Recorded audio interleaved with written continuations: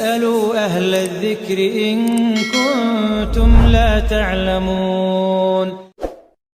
Saya sampai berpikir kemungkinan besar pemimpin-pemimpin mereka di Myanmar ini mungkin mempelajari sebuah ilmu hitam yang mungkin ilmu hitam itu dianggap dengan cara seperti itu karena syaitan biasa lakukan itu.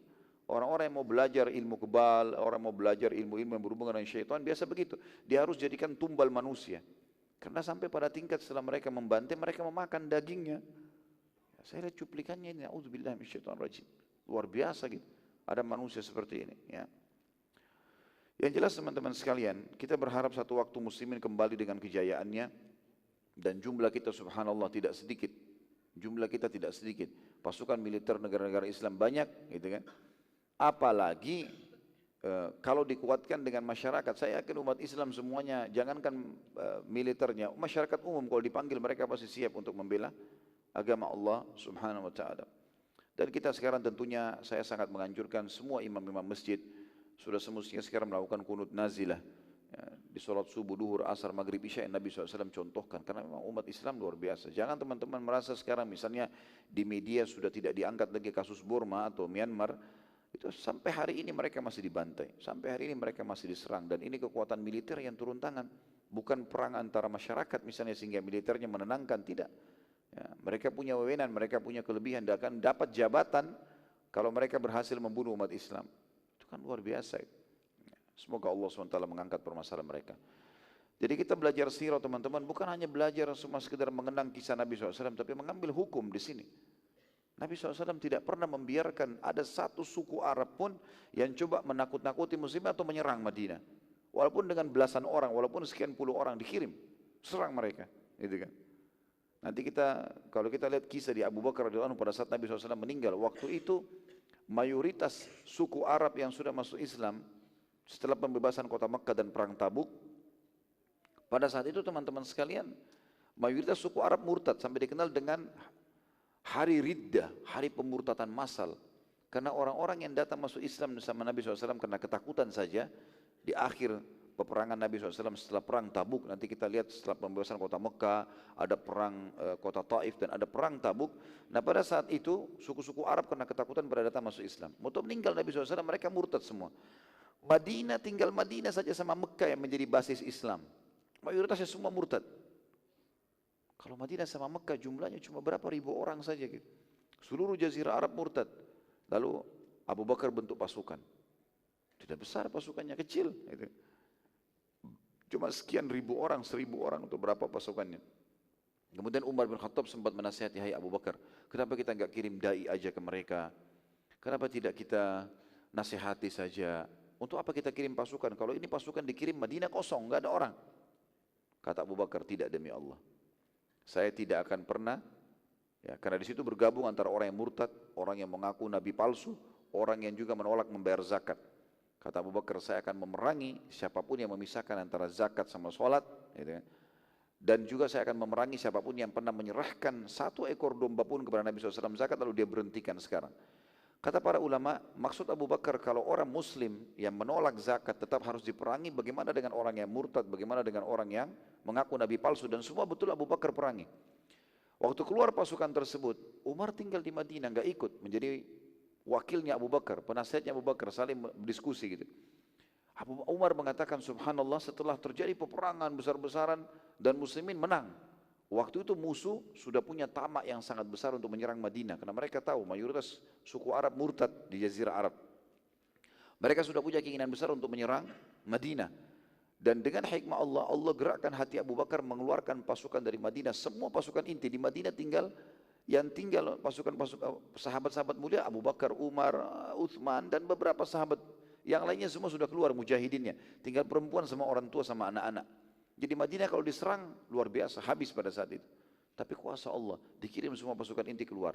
Serang semuanya, satu persatu kalahkan. Dengan izin Allah kalian akan menang. Waktu itu tersebar berita di jazirah Arab. Muslimin mengeluarkan pasukan ribuan orang. Berarti Madinah lebih banyak lagi pasukannya. Padahal sebenarnya Madinah kosong, nggak ada orang gitu. Itu fakta sejarah. Dan gara-gara itu subhanallah, muslimin menang, akhirnya dimuliakan oleh Allah karena berjihad, membela agama Allah, dan juga akhirnya Madinah jadi aman. Allah SWT menjaga dengan kemahakuasaannya. Baik, kita masuk teman-teman sekalian ke perang Mu'tah.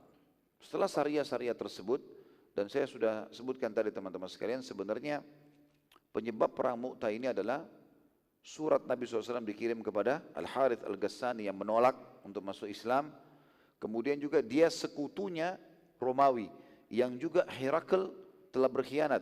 Pertama mengatakan syahadat tapi ternyata dia pura-pura, dan nanti kita lihat di sini sesuai dengan sabda Nabi SAW, dia telah berdusta. Ya.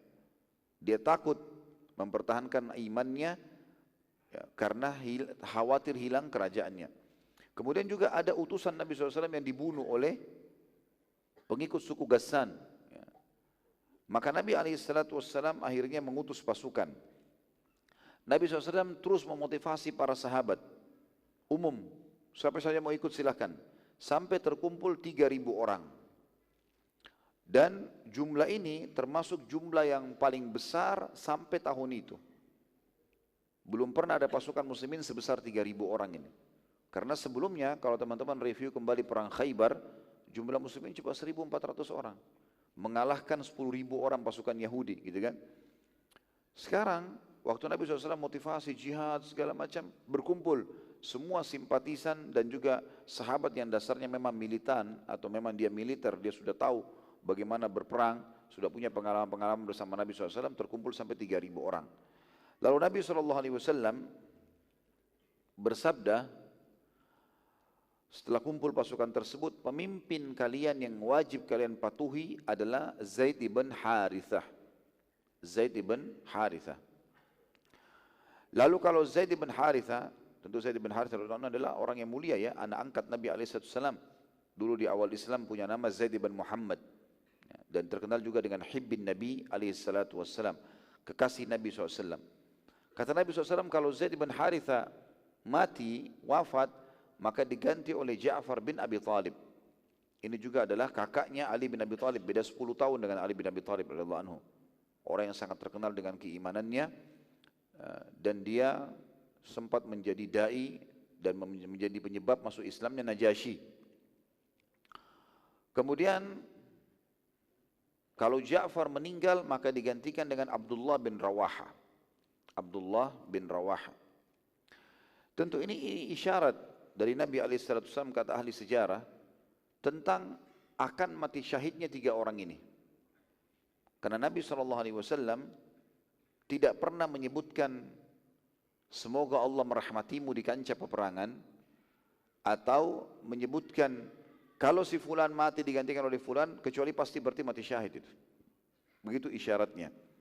Makanya para sahabat kalau lagi di kancah peperangan, mereka berharap selalu ngobrol dengan Nabi SAW, dan Nabi SAW mengatakan rahimakallah, semoga Allah merahmatimu. Kalau mereka mendengar itu mereka mengatakan wajabat ya Rasulullah, sudah kami dapatkan ya Rasulullah. Dan betul mati syahid sahabat itu. Mereka sudah tahu itu. Dan beberapa Yahudi ya, di wilayah Khaybar, waktu mendengar Nabi SAW ingin mengutus pasukan ini, kebetulan mereka, pernah kita jelaskan di perang Khaybar teman-teman, tadinya orang Yahudi harus diusir kan, keluar dari keluar dari Khaybar. Tapi karena mereka minta, sudahlah kami enggak usah keluar dari Jazirah Arab, ini semua jadi milik kalian, kalian adalah tuan-tuan kami dan kami bekerja buat kalian. Akhirnya orang-orang Yahudi tetap tinggal di Khaybar sampai nanti di zaman khilafahnya Umar radhiyallahu anhu, barulah kemudian di zaman Umar ini barulah kemudian mereka diusir dari Jazirah Arab karena mereka berkhianat. Yang jelas beberapa Yahudi datang kepada Nabi SAW dan berkata, gara-gara itu Yahudi datang dan mereka berkata, hai Muhammad, kami tahu dalam kitab Taurat tidak ada seorang nabi pun yang mengatakan kalau si fulan meninggal, atau mendoakan rahmat kepadanya kecuali pasti mati. Maka Nabi SAW tersenyum saja. Artinya kalian sudah tahu, lalu kenapa tidak beriman? Gitu. Ya. Ini juga teman-teman sekalian, Nabi SAW pada saat itu mengutus pasukan di hari Jumat, Jumat pagi. Hari Jumat pagi diutus pasukan. Dan ulama mengambil pelajaran di sini kalau boleh safar di hari Jumat. Karena ada sebagian kaum muslimin yang menganggap tidak usah safar, tidak boleh safar hari Jumat karena khawatir ketinggalan sholat Jumatnya. Ya. Tapi Nabi SAW mengutus pasukan ini. Dan yang benar adalah dianjurkan untuk tidak safar, tentu orang kalau pakai kendaraan darat ya, memang dia mampu mampir ke masjid. Beda kalau udara, beda kalau laut. Tapi kalau darat, kata para ulama, seperti di zaman Nabi SAW menunggangi unta, menunggangi kuda, kalau kita sekarang pakai mobil, ini masih bisa mampir ke masjid dan azan Jumat sudah dikumandangkan, maka tidak boleh safar. Itu hukum syar'i memang. Dianjurkan untuk hadir Jumat dulu. Ya. Tapi kalau pesawat, kapal laut, ya memang dasarnya tidak mungkin orang mampir. Enggak ada masjid di pesawat, gitu kan. Atau di kapal laut, kalaupun ada musolahnya, orang sudah musafir. Maka itu berbeda hukum syar'inya. Abdullah bin Rawaha radhiyallahu anhu yang merupakan ditunjuk menjadi pemimpin yang ketiga, waktu lihat pasukan keluar sudah jalan, ini waktu duha ini, habis sholat duha. Dia sengaja nggak keluar, bukan tidak ingin ikut, tapi dia berpikir di otaknya, dia pada saat itu muncul di benaknya radhiyallahu anhu, ini kan hari Jumat, hari mulia. Nabi SAW tidak ikut perang, pasti beliau akan khutbah, beliau akan jadi imam Jumat. Saya ikut aja dulu Jumat, baru saya susul pasukan. Gampang kok, pasukan kan besar, 3.000 orang, lambat jalannya. Habis Jumat kalau saya keluar juga saya masih dapat pasukan itu. Gitu kan. Niatnya ingin mendapatkan dua keutamaan, sholat Jumat bersama Nabi SAW dan juga ikut berperang. Itu niatnya dia. Maka pada saat itu dia pun hadir Jumat, pasukan sudah jalan dari tadi. Selesai ya, khutbah Jumat, dan pada saat Nabi SAW mau dirikan sholat jadi imam, Abdullah bin Rawaha berada di belakang Nabi SAW, di saf pertama. Tadinya Nabi nggak perhatikan dia. Selesai salam, kata Nabi SAW, kenapa engkau tidak ikut pasukan wahai Abdullah? Tadi kan sudah saya utus pasukan, kenapa kau nggak ikut? Kau kan pemimpinnya, salah satu pemimpinnya. Gitu. Abdullah jawab, wahai utusan Allah, pasukan lambat jalannya dan aku yakin aku bisa mengejar mereka selepas sholat Jumat dengan anda. Supaya saya dapat juga keutamaan sholat Jumat. Perhatikan di sini teman-teman, apa jawaban Nabi SAW? Ini hadis yang mulia. Kata Nabi SAW, demi Allah wahai Abdullah, walau engkau menginfakkan semua yang ada di bumi ini, di dunia ini yang kau miliki, apa saja, semua dunia ini pun kalau kau miliki dan kau infakkan, niscaya kau tidak akan mampu mengejar pahala yang telah mereka dapatkan dari perjalanan pagi tadi sampai siang ini saja. Kau niat mau dapatkan Jumat bersamaku, enggak ada apa-apanya. Kalau dikumpul semua di muka bumi ini apapun, mau dibandingkan dengan jihad, jalan dari duha sampai Jumat saja ini kau tidak akan bisa mengejar mereka. Maka Abdullah pun radhiyallahu anhu sempat menangis pada saat itu, karena dia niatnya baik. Dia niatnya sebenarnya ingin mendapatkan keduanya, gitu kan. Saat ditanya oleh beberapa sahabat, kenapa engkau menangis wahai Abdullah? Ia menjawab, aku takut pada api neraka karena kekeliruanku ini, kekeliruan ya. Sungguh aku tadinya ingin mengejar pahala Jumat bersama Nabi SAW di masjid Nabi SAW, sholat bersama Nabi keutamaan, di masjid Nabi 1000 pahalanya, gitu. Dan Jumat lagi, ternyata pahala yang besar justru di pasukan yang telah aku abaikan. Maka Abdullah bin Rawaha pun berdoa mengatakan, ya Allah karuniakanlah aku mati syahid di jalanmu. Sekarang dia mau kejar pasukan, dia minta berdoa juga minta supaya mati syahid. Dan ini teman-teman sekalian pelajaran yang harus kita ambil di sini, hukum syar'i, perintah agama sudah jelas, maka jangan ragu dalam menjalankan.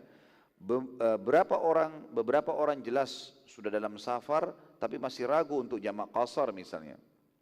Masalah sederhana, ada banyak orang saya temukan begitu. Kasus misalnya sudah di bandara, udah jelas-jelas mau berangkat safar, masih sholat itmam. Betul memang pilihan ya, tapi keutamaan ada di situ teman-teman sekalian. Memang Rasulullah SAW suruh kita jamak qasar kalau safar. Beda kalau antum sudah tiba di lokasi. Tiba di lokasi pilihan. Ya, tapi dalam perjalanan jamak qasar. Misal saya pernah kasih contoh, orang mau berangkat dari Jakarta ke Surabaya, 1 jam saja penerbangan. Baik, kita mau take off jam 12:30 atau jam 1 siang. Anggaplah duhur baru masuk. Banyak orang di bandara saya temukan begitu, sering kali. Saya lagi masuk di musolahnya, sholat duhur, saya pikir mereka lagi jamak qasar. Ternyata saya pikir 2 rakaat mau salam, ternyata